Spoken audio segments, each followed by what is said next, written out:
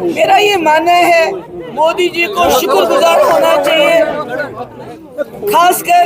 شیخ خاندان کا۔ شیخ صاحب کی وجہ سے جموں کشمیر کا الحاق ملک کے ساتھ ہوا۔ عمر عبداللہ جب بی جے پی میں وزیر تھے تو پوٹا بننے سے پہلے یہاں لاگو کیا گیا، شاتو اس میں بین ہوگی، اور خاص کر بی جے پی عمر صاحب کو پوری دنیا میں گھماتی رہی یہ کہنے کے لیے جموں کشمیر کوئی مسئلہ نہیں ہے، یہ دہشت گردی کا مسئلہ ہے، پاکستان کے اوپر حملہ کر کے یہ حل ہونا چاہیے۔ مجھے لگتا ہے بی جے پی کو شکر گزار ہونا چاہیے شیخ خاندان کا کہ شیخ صاحب یہ عمر صاحب نے ان کا ایجنڈا یہاں پر امپلیمنٹ کیا جب وہ وزیر تھے۔ جہاں تک محبوبہ مفتی اور پی ڈی پی کا سوال ہے، مفتی خاندان کا سوال ہے، تو مودی جی کو یاد ہوگا پہلے 2 مہینے پھر 3 مہینے وہ ہمارے دروازے پہ رہے، ان کے لوگ کی خدا کے لیے ہمارے ساتھ سرکار بناؤ اور آپ جو شرط رکھو گے ہم آپ کے ساتھ سرکار بنانے کے لیے تیار ہیں، اور ہم نے شرطیں رکھی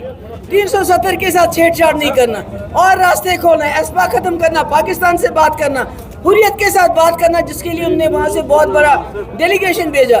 تو وہ تو انہوں نے خود ہمارے دروازے پہ آئے، چاہے شیخ صاحب کے عبداللہ خاندان کے دروازے پہ عمر صاحب کو منسٹر بنانے کے لیے بی جے پی میں اس کو استعمال کرنے کے لیے، چاہے ہمارے دروازے پہ مفتی خاندان، تو اب وہ کیا کہتے ہیں؟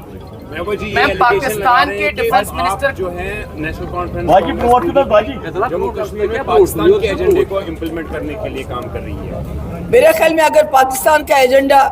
عبداللہ خاندان نے امپلیمنٹ کیا ہوتا تو جموں کشمیر ہندوستان کا حصہ نہیں ہوتا، پاکستان کا حصہ ہوتا، یہ آزاد ہوتا۔ ٹھیک ہے میم، نیشنل کانفرنس اور کانگریس کا جو مینیفیسٹو ہے اس کو لے کر کے پاکستان میں بلے بلے ہو رہی ہے، جو خواجہ آصف کا بیان آیا جو ڈیفنس منسٹر ہیں پاکستان کے، کل پردھان منتری نے بھی سری نگر میں یہی کہا ہے کہ بلے بلے ہو رہی ہے پاکستان میں۔ مجھے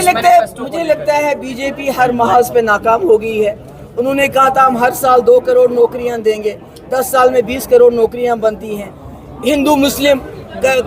کرنے کے بعد، لوگوں مسلمانوں کو لنچ کرنے کے بعد، مسجدیں توڑنے کے بعد اب ان کو پاکستان یاد آ رہا ہے، تو یہ تو صرف ان کا اپنا فیلئر چھپانے کے لیے الٹی سیدھی باتیں کرتے رہتے ہیں۔